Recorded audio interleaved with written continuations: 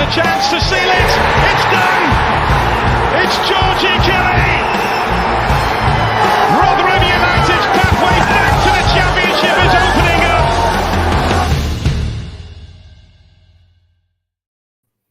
Hello everybody, welcome again to New York Talk. This is the Rotherham United podcast. Thank you all for being with us on this very cold evening, very cold days ahead. We have plenty to cover tonight. We've got the Birmingham game to preview on Saturday. We've got potential Chio news.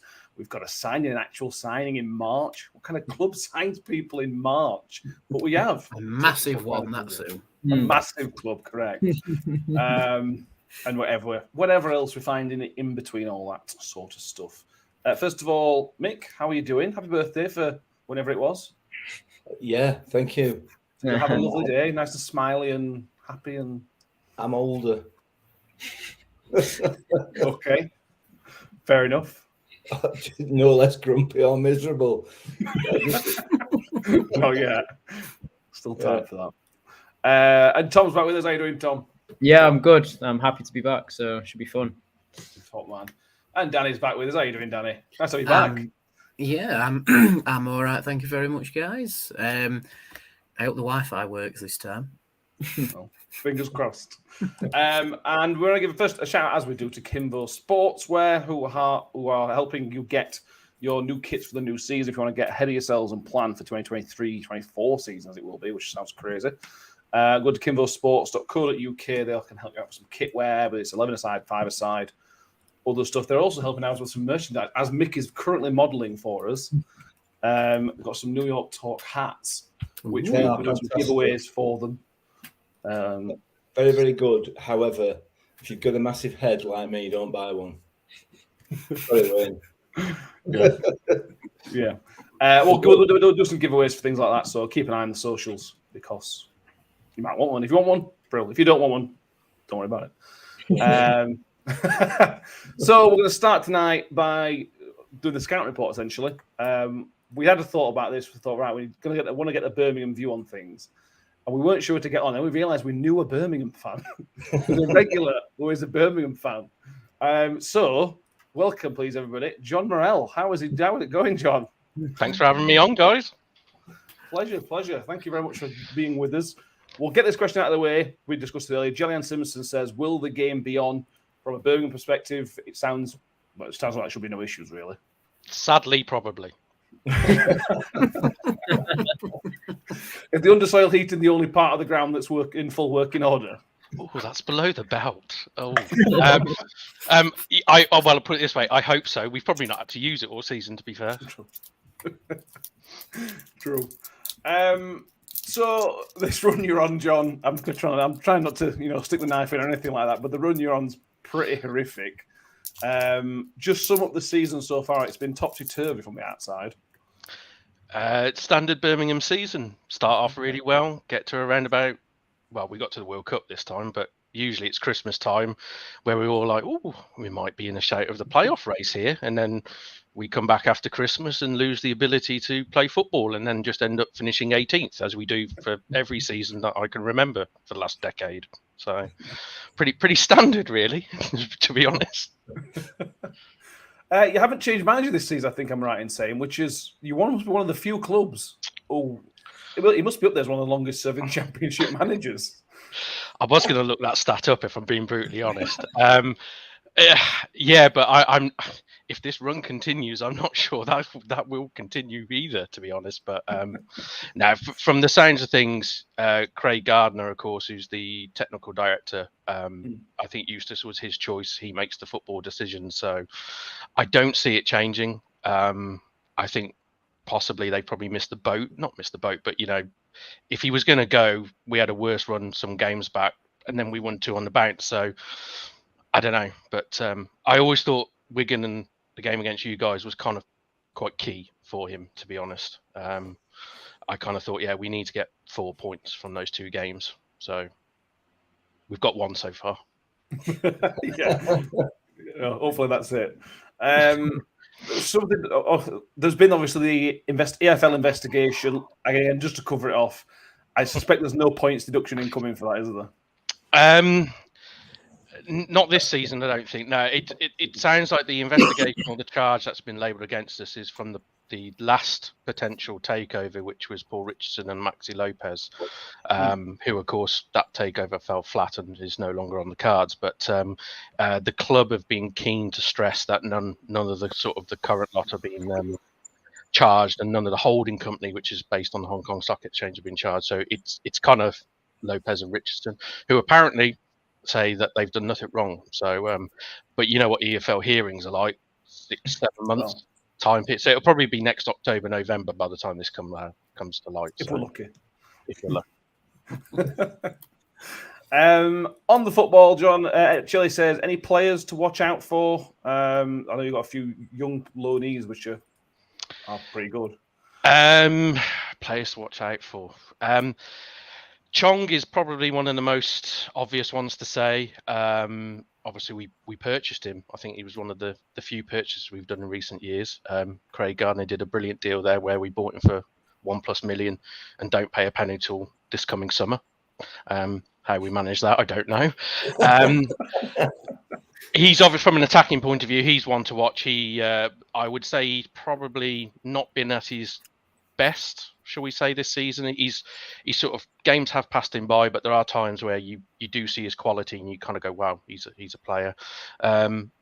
We've got Hannibal Mesbury on loan from Man United, very combative midfielder, goes forward, just runs all day. The only problem with him, he's likely to score a couple of wonder goals as he is likely to go and kick somebody and get sent off. So it's either or.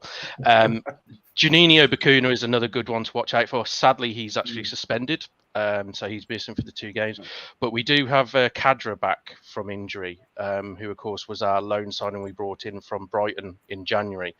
And he came in, I think he scored 3 and 4 or 2 and 3 or something like that, and then did his hamstring like everyone else in our squad at some point, and then was missing. And then against Wigan, he made his return on the bench. So I would say out of all of them, he might be the one to really watch out for. Okay. I have to ask you about Tyler Blackett as well. It was nearly 10 years ago he played for you guys, to be fair, 2014. I understand it didn't go great for those 8 games he played. I'll try and keep this polite.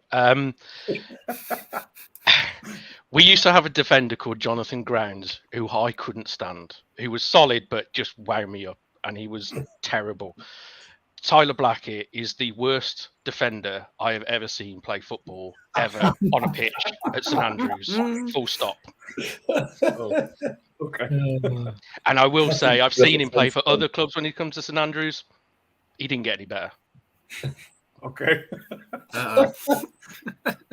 Good job. Just that. But he might do well. He might do well. Yeah, hopefully. Your season you're below us in the table, which is for people teams to be below us is unbelievable to us, to be honest. How safe do you feel? Because the gap is obviously it's still a good gap to the bottom 3, to be fair. It is quite funny because you listen to a lot of other channels and a lot of podcasts and all that, and a lot of people kind of say, "Oh, Birmingham, bad run," but yeah, they got enough, or they did get a result. As Birmingham fans, we've been saying we're going down pretty much all season. I think if you had asked any Birmingham fan at the start of the season, we're finishing bottom. But to be fair, I don't know. I don't feel safe, not at all. I still think you need to get to 40, 47. I would say, before I feel really safe, or should I say, as safe as you can be. So yeah, we still need some results and quickly. But we don't do things easy. We'll probably end up letting it go till Easter time and then have to pull out some results, as we always do. That's just our thing. But I would love to sort of just get some wins under the belt and get to sort of end of March, early April, and just sort of look below and go, oh, it's tasty down there. Not involved, thank you. That's what we dream of. We've been dreaming about that for feels like 20 years. But, give us your prediction then, John. What do you reckon? Home game, our away record's terrible. Let me remind you of that.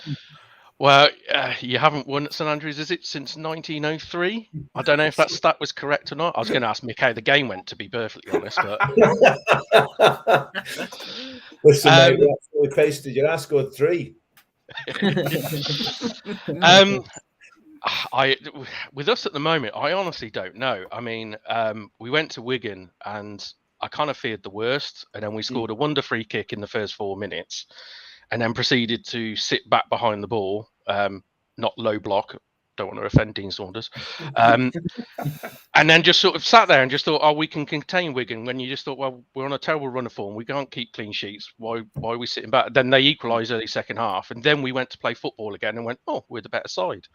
And then we got to about 80 minutes and went, oh, we'll settle for a draw. And it was a bit confusing.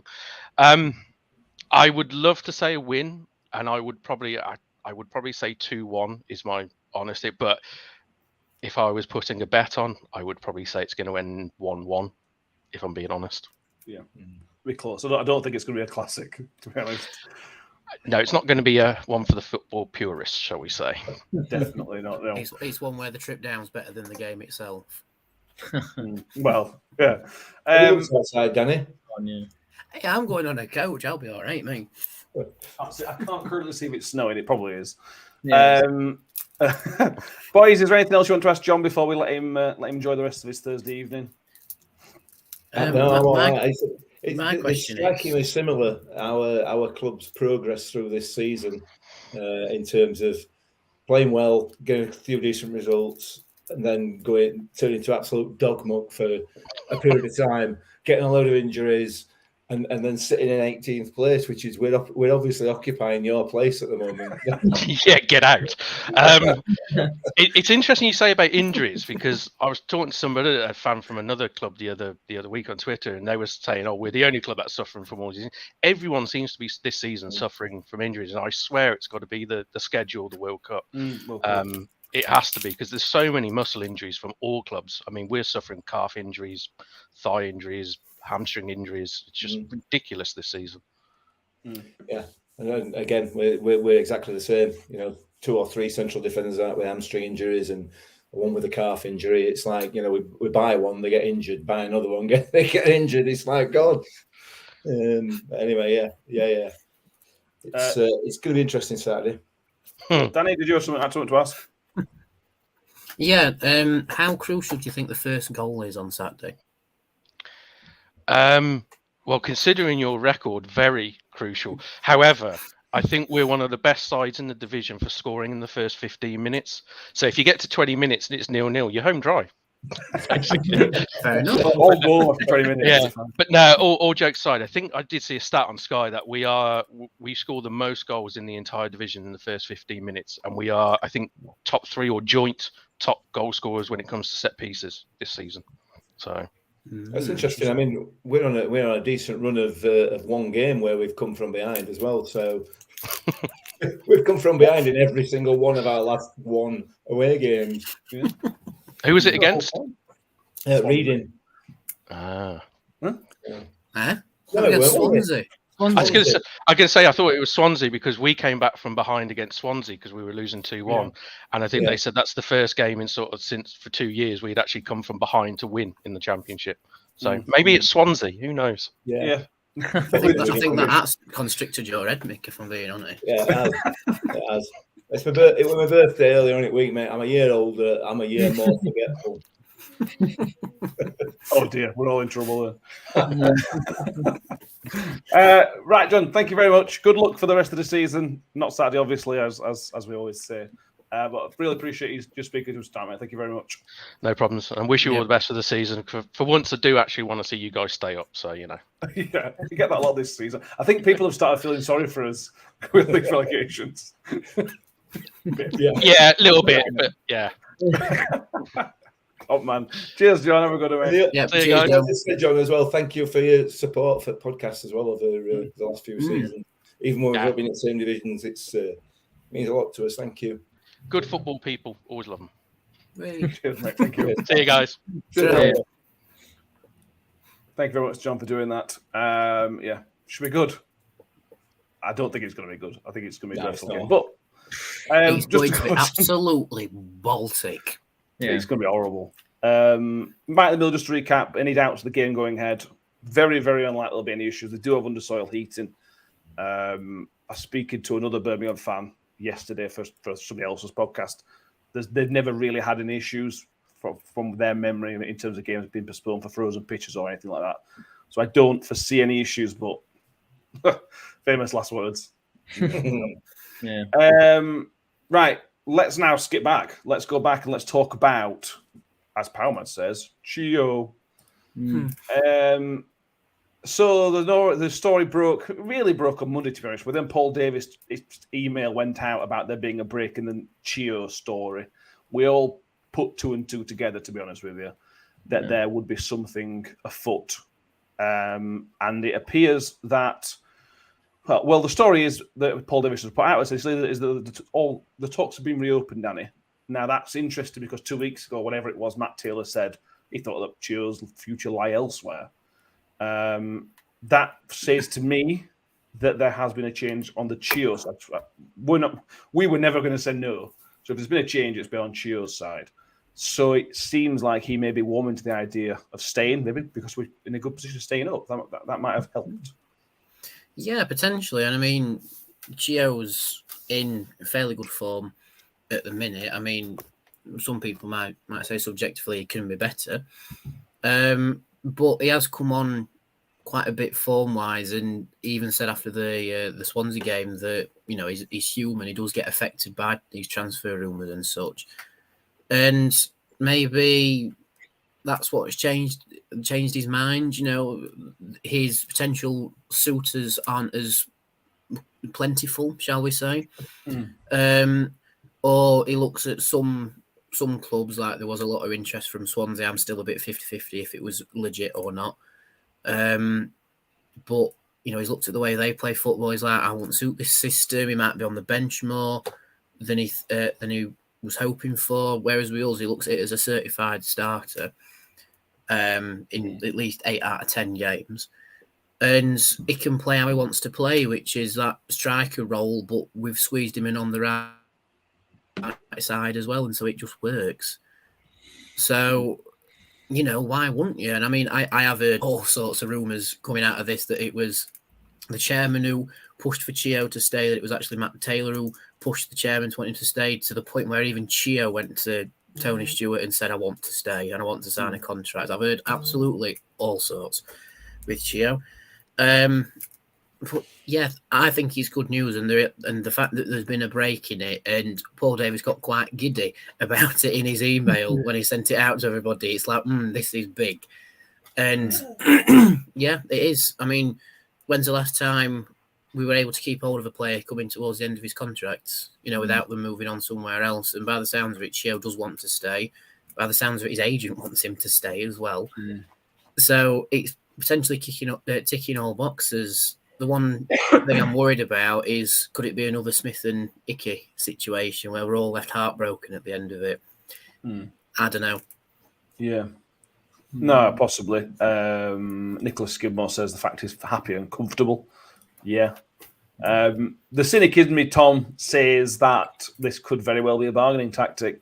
If maybe the offers out there aren't what they want them to be, or his agent wants them to be, if he then, you know, gets the club to offer him, let's pick a random number, let's say 15 grand a week. I don't think it'll be that high, but let's say he manages to convince Tony he's paying 15k a week. Yeah. Well, he can now go back to Swansea and say, well, if you're not going to pay me this kind of money, I'm just going to stick at Rotherham or Millwall or wherever the chance may be. That's just the cynic in me, and maybe the hangover of Michael Smith and Icky last season, because it feels pretty similar. The noises we're getting are very similar to the Smith and Icky situation later on, obviously last season, but it's similar. Yeah. But you've also got to think, you know, there's a lot of factors that have gone into this. Clearly, he's seen the progression of the club and seen that, you know what, maybe they will stay in the Championship. Maybe this is where I can actually get a foothold in it. And then if so, that's good for us. If he actually wants to stay and think, maybe this will propel me a bit further. Maybe he's thinking currently that the suitors that are out for him, the likes of Swansea. I mean, if Millwall came in for him, then that'd be they're a top side, so that'd be a good move. But maybe he's thinking I could maybe kick on a bit here, be the main man here for another season. That way everything goes up again, which is always, you know, worry about some players. But you're always going to go back to the Smith-Hickey situation, but Chio seems like a reasonably good guy. And I think if it's anything to do with money and bargaining, then it's going to be his agent. And I think agents are absolute, they can be whatever. They can be some of the worst people in the world. They can be, okay people. But if it's a case of he signs and then we sell him in the summer, then fair enough. I think everyone was not happy to lose him, but content with losing him. So if that still happens, I think many people can't have that big regrets. It's the hope that kills you in it. So yeah, that's exactly the phrase I was just thinking. Then it is the hope that kills you. John Morell says, just hope he doesn't sign a new deal with a £200,000 release clause. Yeah. Sam Henson, it would be a right result if he stays. Chris Nichols thinks he walks. Jelen Simpson rightly points out that we don't believe it till it's done, then we can't be disappointed. Yeah.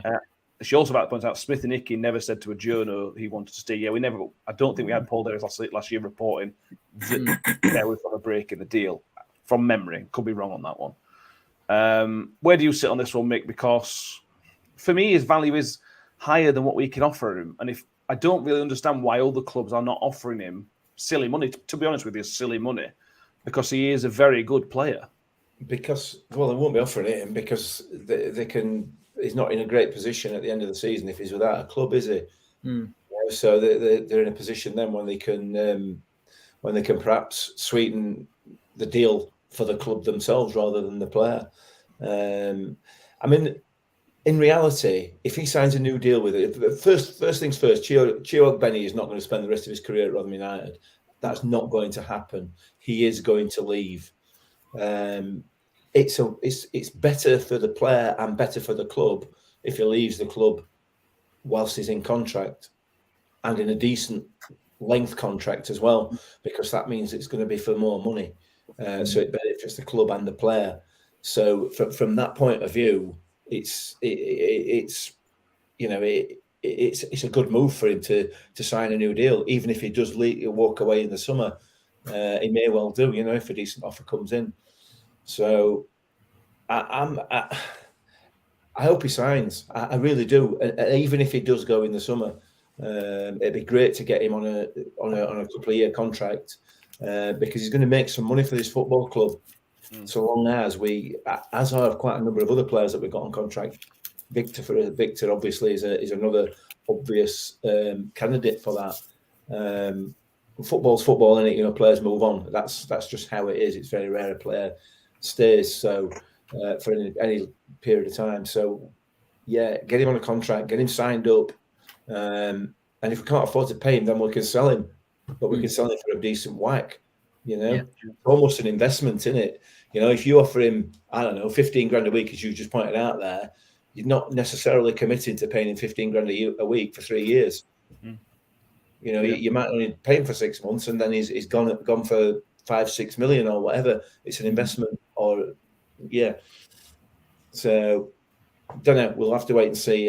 But it is good news. It's good news that negotiations are ongoing as opposed to just letting his contract run down and saying bye-bye in the summer. So it's very positive for me. Yeah. Sean Martin says, hopes Chio stays, but if he goes, we get Foster on a permanent, he'll be happy. Shelley says he seems quite a genuine guy, honest, so he believes he will stay.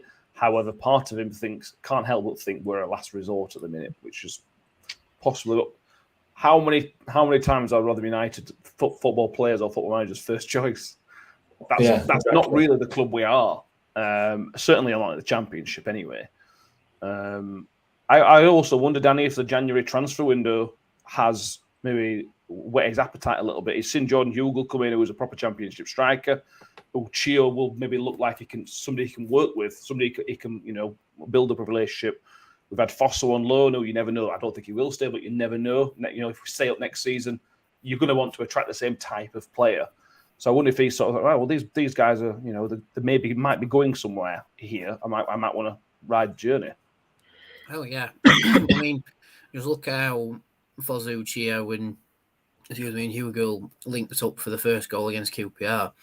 If we could have that sort of, just partnership on the football pitch, really. I mean, that's legit how you get behind someone's back line. That exact manoeuvre that they pulled off.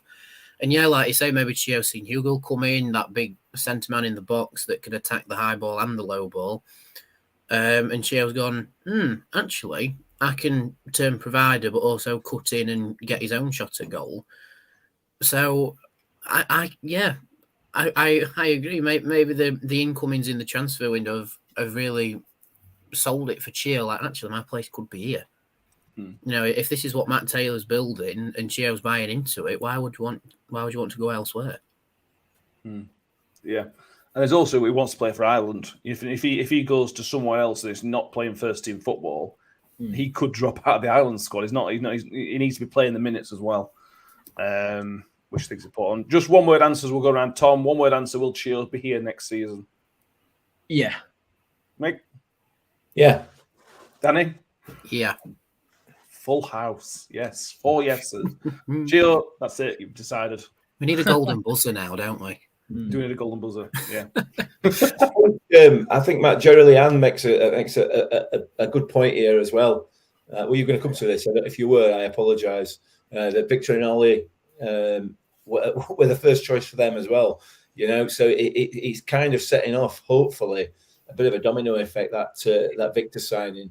That players who have been here for a couple of years are thinking, hang on a minute, this might be worth another year. Let's have a look. Fingers crossed. Yeah, you're right. Yeah, if he signs a contract this year, if worse comes to worse and we get relegated next year, he can move on then. Yeah, yeah. Contracts aren't what they used to be. A 3-year contract's not really a 3-year contract, is it? Really? Yeah. Shall I see? Shout out to Connor Washington too for making the Northern Ireland squad. Yeah, Connor Washington and Shane Ferguson are back in the. Ferguson is still in the squad. I don't think he was ever dropped. Connor Washington back in for the first time. I don't think he played at all last year for Northern Ireland. So that's great news for both of them and for the club as well. I think there's some financial reward for the club with some sort of compensation when your players get a call up as well. So happy days. As long as they don't get injured. You know, No, go on. Go carry on. I was going to say there's probably some more call-ups to come. We expect Chio to get a call up because why wouldn't he? Who knows? Victor might get a call up. Who knows? Chance. I just look back to those cold, rainy, wet nights sitting at Millmore in an uncovered stand getting soaked with 2,500 other people. And then I look at us now talking about our players having international call-ups. Multiple. I find it remarkable. Yeah. It's just, you know, it doesn't sound it, but to me, it's huge. Yeah, it's massive. Go back. I remember Alan Lee getting called up for the Ireland squad, and to get one of our players called up. I know aren't a home nation, but one of the close nations was a really, really big deal. Massive. And then there were a massive gap. I think Arnie went next one, but anyway. Yeah. Dean Catley says it's good, isn't it, Mick? Yeah, it is. It is. It's fantastic. Look, sometimes it's good to remember that. Isn't it? It's good to look where you've come from. Not all the time, but it is good sometimes. Yeah. Terry Fember with a snow pun. Snow time to get jittery. Big fan. Thank you very much for that, Terry. Chris Nichol gets a bit of hate from everybody else listening and watching. Hi, a bit warmer from Perth in Oz. Cheers, Chris. There's all feel a bit better now. Yeah, lucky sad. Phil asks, any thoughts on the £1 million loss for last season? Do we think this is even more from Tony, even more this season? Sorry, as Tony Stewart has relaxed the purse strings. I haven't seen the full details. I don't know if any of you guys have seen it or any thoughts on it. Mick, I always come to you for this kind of thing. Yeah, I can't remember exactly how much it was. I think about 1.2, 1.4 million, something like that, that we lost last season. It's interesting. It's difficult to tell in it from. I mean, I'm obviously not an accountant, as you're aware, but when you compare it to other clubs in the Championship, it's just a drop in the ocean. I think the stat is that over the last 10 years, as a club, we've lost £5.6 million, which is a huge amount of money. A huge amount of money. But put that in context that I think it was Reading that will have been losing that a week over a certain period. You know what I mean? it kind of puts that into context. QPR, another one, I think was something like £330 million they've lost over a 10-year period. And these are the teams we're mixing it with. We're above QPR. Well, once Reading's point ditch, we'll be above both of them. Precisely. So again, it's another one of those indications that Tony Stewart's running a sustainable football club. It's a bit of a bizarre thing to say when you're reporting a 1 point whatever it is £1 million loss, but when you put it in context, it's very, very good. Whether that will come this season and not, I don't know. Obviously, we're going to have bigger crowd. We're going to have had bigger crowds, more TV income, and I don't know in terms of wages where that's going to sit. I think I read that the wages to income last season for Rotherham United was 67%. So 67% of income went on wages as opposed to 200 and odd% of some clubs, Reading being one of them over a number of seasons. So, I mean, it's good news. It's good news in the context of football. If it were my business, I might be worried a little bit when we've lost 1 point, however many million. But in football terms, it's excellent. I would say. Yeah, probably. Don't forget that I know it's a joke, but don't forget that electronic advertising balls, that'll be income. The Euros last season will have had an income from hosting the Euros last season. Yeah. I suspect these figures, as John Simpson, these figures will still be partially covered by COVID as well. I would suspect. Yeah. So no football club's figures right now are where you'd expect them to be. Maybe next year. You've got to bear in mind it's a complex calculation as well. So you've got depreciation of players and stuff that of player value. So if you've got, I don't know, 6 or 7 players at the end of their contract, that could contribute to it being a loss because they know the asset's not worth. Oh, it dies. So it's just too much for me to manage. But it does make a contribution to it. So there you go. No, yeah, makes sense. Yeah. Let's move on because we should point out. Chris Nichols says Sean Gota playing for Bermuda excited him, which is fair. And somebody mentioned about having some Welsh internationals. Yeah, I think Alan Neil played once. Carl Robinson didn't take. Carl Robinson played as well for Wales, I think. Might have done. I can't remember if he was with us at the time, but anyway, Right. So let's move on. Fight Bob. Before we do, Nicholas Skidmore. Don't forget the Dan money, the Barlaser money, and previous management. They paid and the previous management money as well. Yeah, for the money they went, which could be close to $1 million. Right. Moving on. We've made a signing. I mean, it's only because we haven't got any fit centre halves, but we've made a signing. Tyler Blackett, who got a real review. Apparently he's not very good, according to John.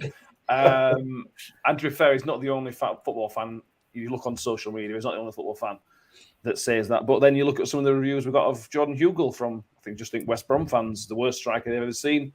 He's doing all right so far. So, he's older. He's been in America for a year. Tried to get a bit of information from some American friends, but that didn't work out very well. Look, he did crap as well. You are? As well. True. No, I suppose the bottom line is, Danny, he wouldn't be here if we didn't need him. If Grant Hall weren't injured, if Bailey Wright weren't injured, we wouldn't have signed him. No. But he's got the pedigree. He has got 100+ appearances in the Championship. I don't know. It feels like a decent stopgap at worst.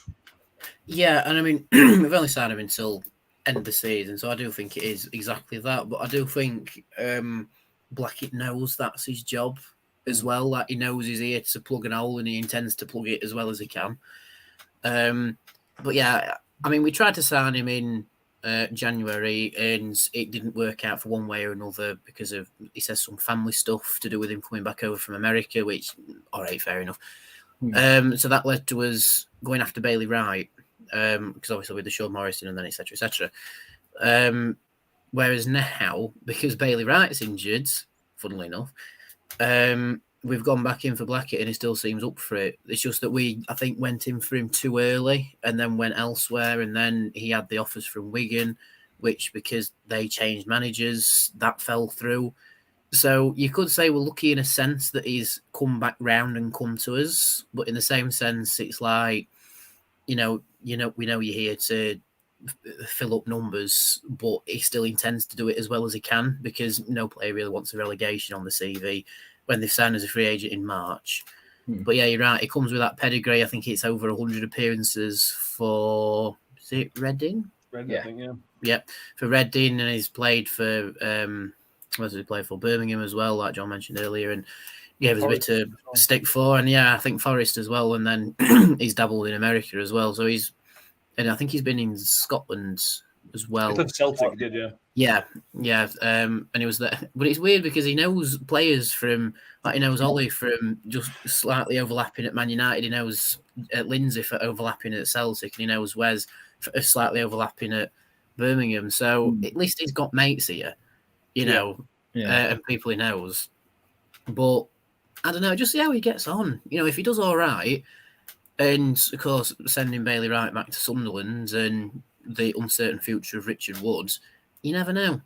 He might earn another contract for us, but I think it is smart. It's only till the end of this season, so it's a play for us now. See how you get on. I think we'll go back in with Sean Morrison with that logic as well. But yeah, I hope he does all right with us.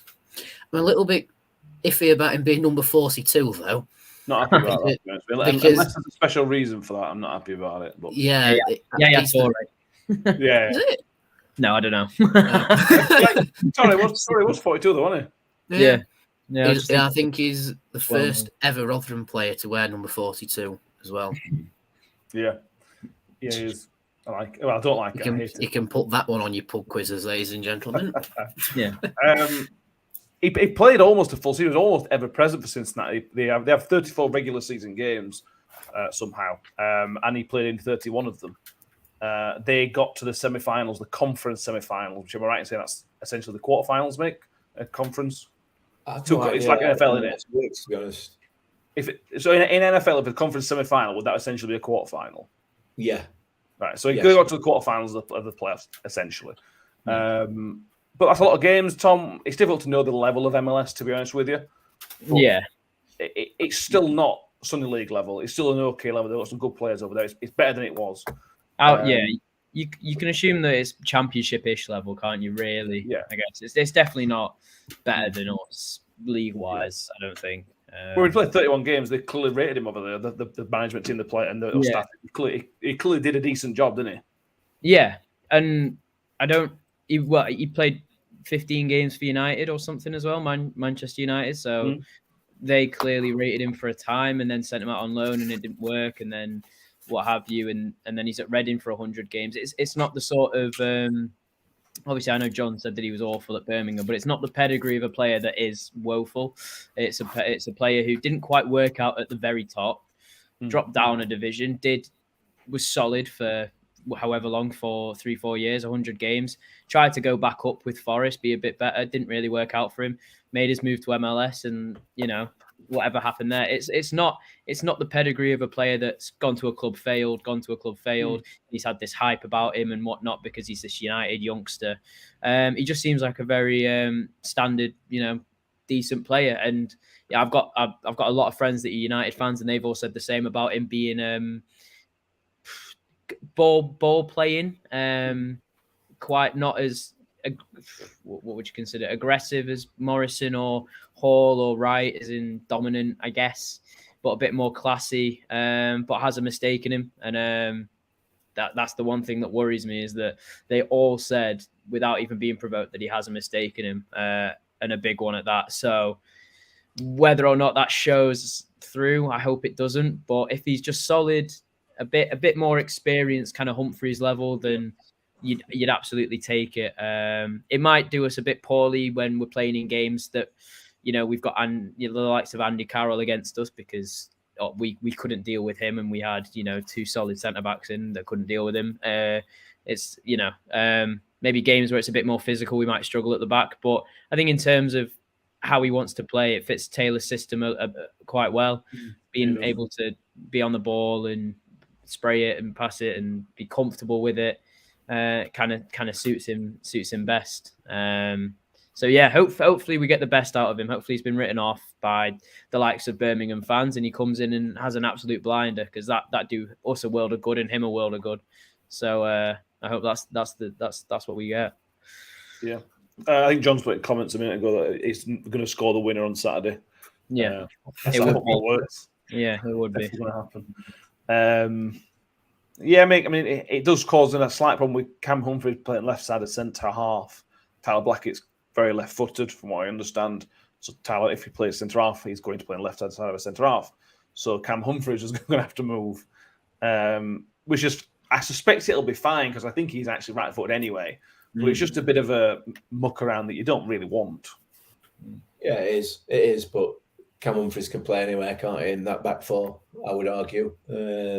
So we'll have to wait and see. The manager said he will play a part during the next 3 games on the run up to this international break. So we'll just have to see what part that is.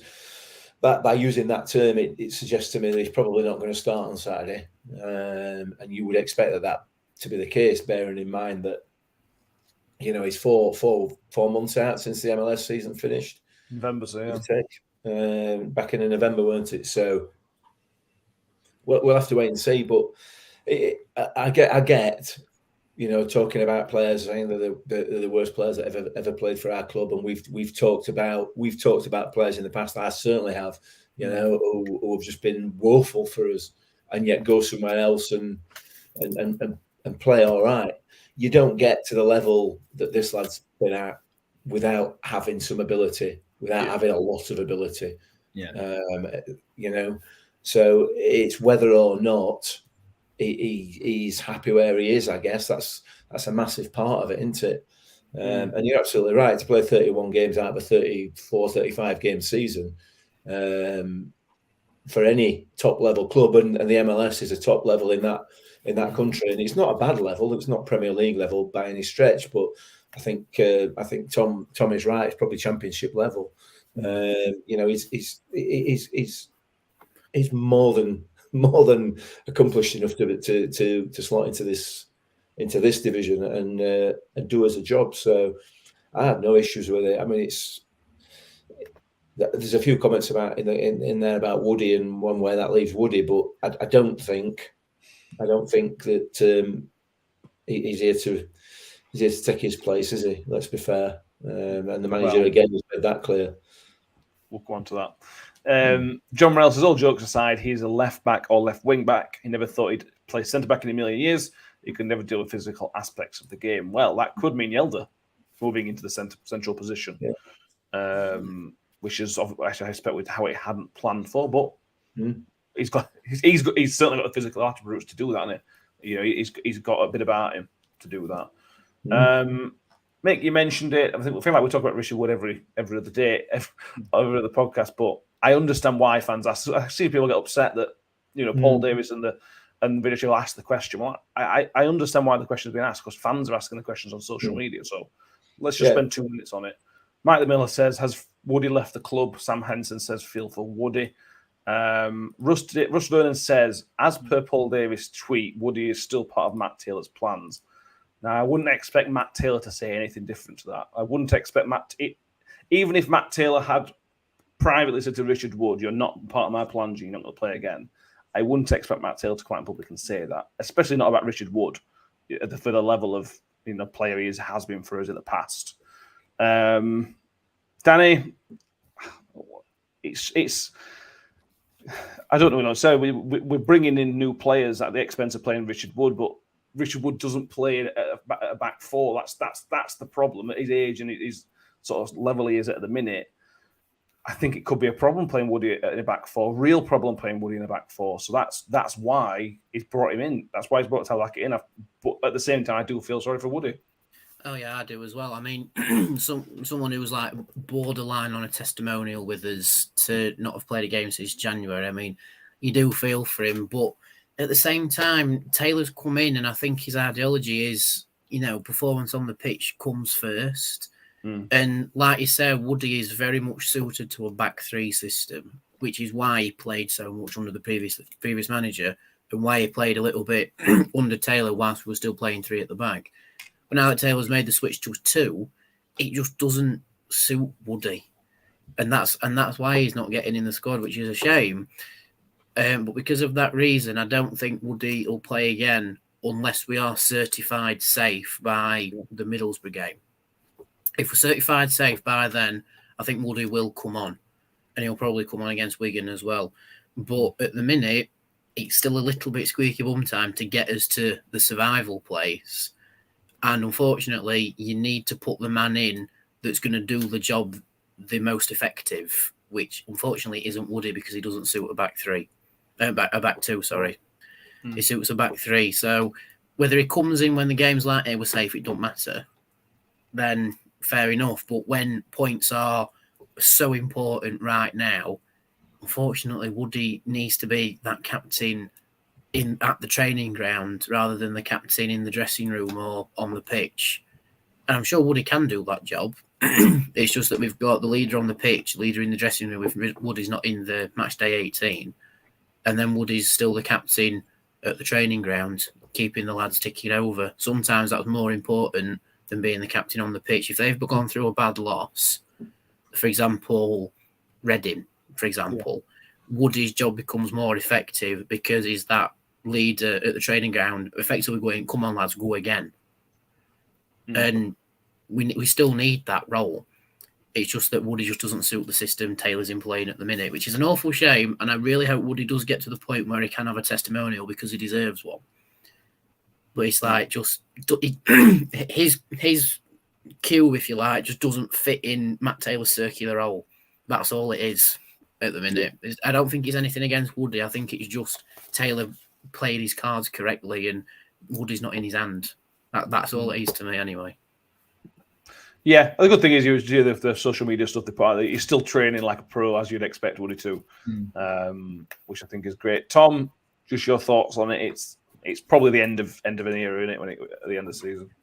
Yeah, I don't think anyone really has many complaints. If there was no loyalty behind him, then you probably wouldn't complain. If it was someone performing poorly or just an older player, you wouldn't really complain if newer, younger players came in. So I don't see why the difference is with Woody, other than he's the captain, and that's fair. But he still writes a column every week for the Advertiser. He still seems content with how things are. He doesn't seem annoyed at Taylor or frustrated. He just seems upset. Well, obviously he's going to be frustrated, but he doesn't seem upset or anything like that. He doesn't seem toxic or anything. So just let it keep happening. He's there if we need him. But like Danny was saying, he does not suit a two at all. He's not quick enough over the ground. We don't have quick defenders, but he's not. He's got one too many mistakes in him now, and it's a shame. But if a three is ever needed again, he can slot in there. And like some people in the comments have been saying, stick him on for the last 10 minutes of the Wigan game, like Danny said, if we're safe, and let that be his final hurrah, and shake hands and be done, because he's a fantastic player, pro, individual, who's done a lot for this club. But sometimes it has to end at some point. So this season looks like it's probably it, and that could be due to the change in management as well. Warren, the previous pound. I got carried away there. The previous manager clearly had a soft spot for him, and Taylor doesn't have said soft spot. So and it's fair enough. That's no criticism of Taylor's, but I'm just going to stop talking because I need to pay that pound. I feel like if we're safe, we should have like a Richard Wood day at the end of the season. At Wigan, we should all go dressed as Richard Wood or something. If we're already safe. I don't know how you would dress as Richard Wood, to be honest with you, but I think that's something that should happen. If we're safe, if we're all nervous, then it might not be the time or place. But if we're safe, we should all wear like wizard hats or something, because the magic hats. Got it. You've nailed it. Yeah, I like it. Or if somebody can get us a good deal on 6,000 Richard Wood masks, then we can work that as well. Yeah, I really hope the club do something. Whether it's a testimony, which I think is unlikely, but or something, at least something like that. I think it'd be great for Woody. Make any final mentions? Yeah, I mean, Richard Wood's a consummate professional, isn't he? and he will understand. He will have been having conversations with Matt Taylor, and he will understand what the position is. He's still attending games. He's still coming to matches. He's still in and around the team at training. He is a captain. He's a leader, and he will continue to be that. I'm absolutely sure. He doesn't strike me as the type of bloke who's going to take his bat and ball on just because he's not playing.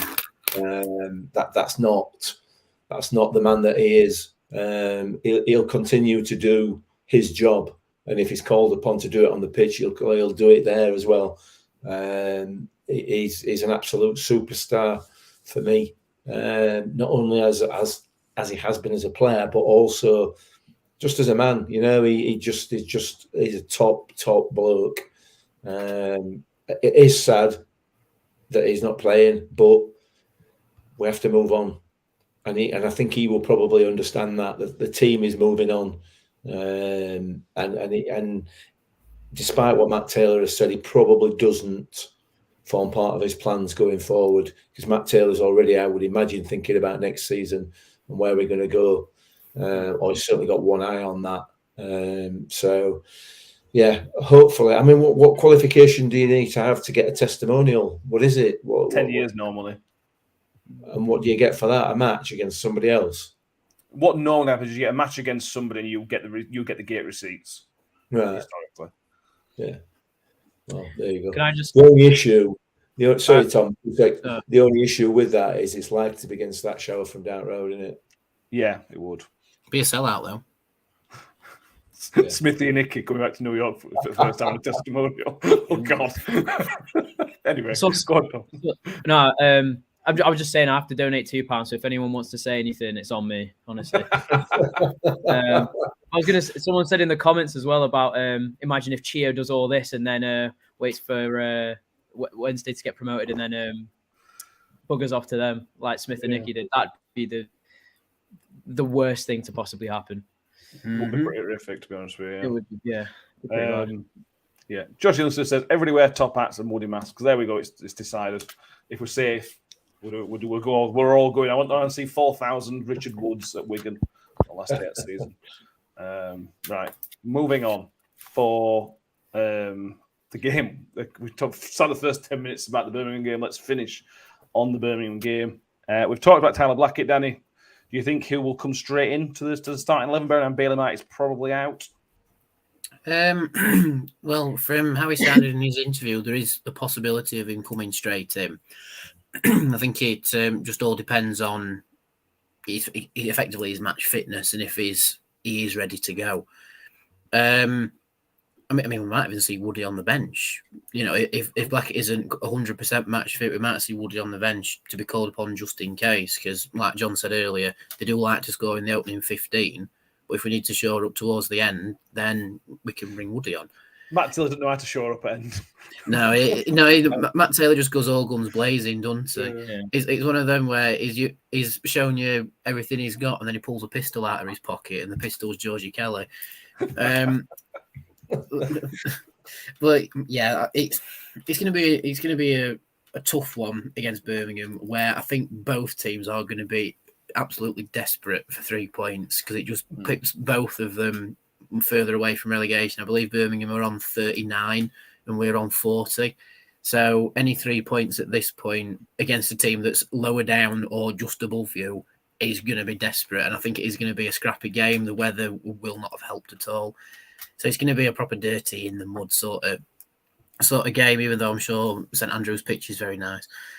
I'm weirdly looking forward to it because it's proper winter football. I think it's going to be big yellow ball out. Yeah, big yellow ball out, proper scrappy winter football. You know, flying challenges, players sliding everywhere because it's snowed and now it's thawed and everything. I just hope no one gets injured. That's my main thing. Nobody get injured. I hope Fozu really tears it up in the middle of the park because I think we are going to go same formation, potentially unchanged other than your injuries, which seems to be Taylor's way of doing it at the minute. So, John's just said perfect game for Big Juki. I think it's a perfect game for Tom Eves or Jordan Hugel as well. to be saying it's a big game for Jukovic and big game for example, Hugo, that doesn't say classic, does it? No, it's not screaming a football classic, that is it? No. I'm surprised Sky haven't picked it. I'm surprised Sky haven't moved it to a Monday night, charging everybody 50 quid to watch it. And done it that way. But, Mike Lee Miller says, we haven't mentioned the word referee tonight. What's going on? Well, I'll answer that for you. Jeff Eltringham is the referee. I've looked at his record, and it's one of those names that you go, oh, no, not him. And the only problem I can find is that he refereed as he sent Will Vaulks off at Sheffield United in 2017-ish, 2018, which wasn't a red card. It was. In fairness to Jeff Eltringham, the linesman sent him off, didn't he? Maybe, yeah. He did referee us at home to Bournemouth in the COVID season, I think. That's the one with where I can't remember, their player should have been sent off for the high studs on. No, I think it's Swansea. Oh, well, all right. Then. Yeah, this one was the penalty given. Dom Solanke won a penalty for his score. There was no issues, to be honest with that game. There was no real issue. I think the penalty was a penalty. Offhand, I can't remember any issues. So hopefully there's no further issues going forward, Jeff. Fingers crossed. I hold out no hope. Nicholas Skidmore says in relation to how Blackett wasn't he training with us before the signing got announced. Yeah, I think he'd been training all week. I think he was at the QPR game as a guest, I believe. Yeah. Which is good. He appeared and we won. That's good. And the only goal we conceded was a penalty. Not bad. Yeah. Poundward UK says, could he be a decent ref? I mean, I won't go that far. No, don't count your chickens just yet. Right. Well, listen, if he is, we'll call him out for it. So, Peltier and Rathbone are unlikely for the weekend. Tom, certainly likely to start. I think. Are you happy? Still happy with Coventry and a Dauphin? You mean Harding and a Dauphin? No, Coventry and a Dauphin in middle. Oh right, yeah. Well, it was as well. Yeah. No, yeah. I think that's fine. Yeah, I think they did a good job. Yeah, you can't really complain with the Dolphins' contribution. I think Coventry is always going to be in that midfield, no matter who's fit, because he's a player that does something that not everyone else does and keeps it moving and whatnot. But you can't have any real complaints about a Dolphin, and the only likely person to come in for him is Lindsay, and I think it's unfair to drop a Dolphin based on his last game. So. That's fine for me, and and with Harding, again, solid for me. I mean, it was a bit of a poor penalty challenge. That's all I'll say about that. I don't think he needed to make it, but other than that, no complaints from either of them. I'd love to see Chio have a run out at right back, but same goes for Harding. No real issue to drop him for, so it's a bit harsh if you do. Yeah. I put a lot of people in the comments saying Coventry's been ill all week with tonsillitis. Yes, that is true. But that was earlier in the week. I suspect if it was earlier in the week, there's a good chance they'll be back now. Could you see any changes to the front, whatever it is, three, Mick, of four into Fergie, Fosu, Chio, and Hugo? Could you see any possibility of any changes? No, absolutely not. They've been so effective these last few games. They're starting to build a bit of a partnership together and understand. And I criticised them when certainly at that Blackpool game, and they seem to be all over the place. But they're certainly starting to gel now and understand what their role is in that formation. And it's been working well over the past few games. So now I can't see a reason why you would want to change that at the moment. Justin does point out if you could put a Dauphin as centre half and Lindsay back in, which is true. Yeah. That is definitely an option. Right, let's do some predictions. Dean Kittley comes in with 3-0 to start with, which is great. I love that. Right, Danny, what do you reckon?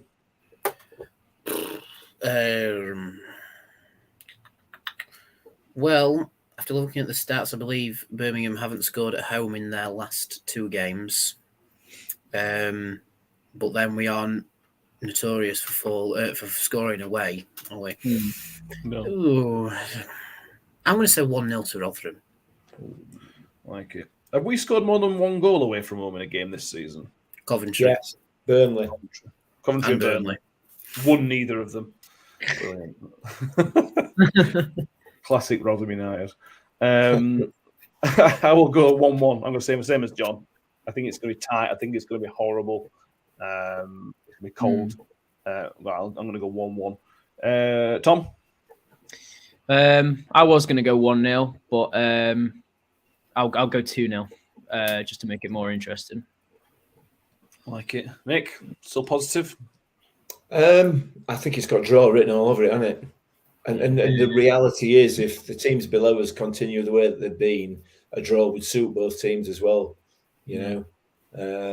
But I'm going to go 2-1 Rotherham. I'm going to say we're going to sneak it. But my heart's not in that, I'll be honest. My heart's not 1-1, but fair enough. Jonathan says 2-1, Steve Grundy as well. Nicholas Skidmore says 1-1. Kim Haywood says 2-0. Josh Hinsel says you're going to get another penalty. 2 in 2 games. What are you on, Josh? Michael Carter says 1-2 to the Millers. Well, no, sorry, Michael Carter says 2-1 either way. Which is not far off. Powermed says 2-1 to the Millers. Reg says 3-0 to the Millers. Yomich says scrappy 0-0. Sean Gamar 3-1. John Morell, as we mentioned, 1-1 with a pile of Blackett own goal. Like it. Sam Hansen says, have we done the double over 18 this season? No. I think we've only won 2 away games. Is it 2? Stoke and Sheffield United. Any others? No. There you go. So no. But we are the teams we beat first time round, we then haven't lost to in the reverse fixture. This is the thing. This is the thing, Matt. After Birmingham, our final 10 are teams that we haven't won at all this season before. Cracking. Although, to swoop it back to a positive, this season, even after 35 games, right, this season is our highest points total in a New York Stadium Championship season. There you go. Not bad.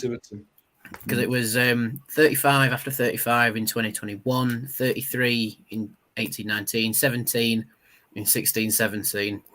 We were awful that season. Forget that one. 32 in 15-16 and 37 in 14-15. So 40 points makes this the highest championship season at New York Stadium after 35 games. And the thing is, last time, what were it, 35 from 35 last time? What, last time we stayed up? No, in COVID season, 2020. Yeah, it was 35 from 35. At that stage of the season, everybody in the dog were telling us that we should be safe, and we had less points. We were the team that were going to be safe because we had a million games in hand, and the problem was we just didn't keep the points still ticking over, and we're now 5 points better off, 8 points clear relegation zone. So, just to compare it full table, if you like, against other seasons, our points total this season has already superseded the atrocious season and is matching 18-19 already. Well, then last time in the championship is 42, so we're near enough there already. And the 2 seasons we stayed up, we got 49 and 49, but got it up to 3. Yes, thanks, Farron Rawson. Yeah. So all I'm saying, we're on course for a good finish, hopefully. Well, he says confidently. That we're down to Steve Evans not being able to operate a fax machine properly, weren't it? That one. Let's not make any jokes about it. He got burger juice all of it. Here we go. Here we go. His anniversary dinner. Good grief. John Morell says, so what you're saying is, Danny, that we're fighting over the 18th place trophy this season. Oh, the joys. That's the difference, isn't it? If you're for his 18th place, buzzing over that. You said that exactly. He says that as in a kind of a sarcastic, oh dear kind of way. We are so happy to be fighting for that. I can't tell you. Yeah. To be fair, at the start of the season, like John said earlier, Rotherham, Reading and Burnley were nailed on for relegation. Those were the 3 teams. And look at us now. Burnley. Not Burnley. Burnley. Birmingham. Sorry, Birmingham. Good grief. That's next Name season for Burnley. Once old Vinny leaves them for a better job, that's Burnley next season. Yeah. All right. Anything else we need to talk about tonight, boys? Gone long. God, we always go long. Oh, yeah. Yeah. So thank you all for being with us. We will be back on Sunday evening live on YouTube. If you haven't subscribed already, please do subscribe to the YouTube channel. We want to get to 1,000 by 2 months, basically, by the end of the season. So please do so if you haven't done already. The audio podcast will be out Monday morning, and then we've got 3-game week next week before the international break. We'll cover all that over the next week or so. Subscribe and give us a 5-star rating wherever you're listening to the audio podcast where you are. Keep an eye on the socials because we'll be giving away some hats. Right. Yeah. Message your up though, be careful. Yeah, keep an eye on that. And thanks to Kimbo Sports for sorting us out because I really like them. Danny, thank you for being with us. It's been a pleasure. And I'll get you a hat, mate. Don't worry, I'll sort you out a hat.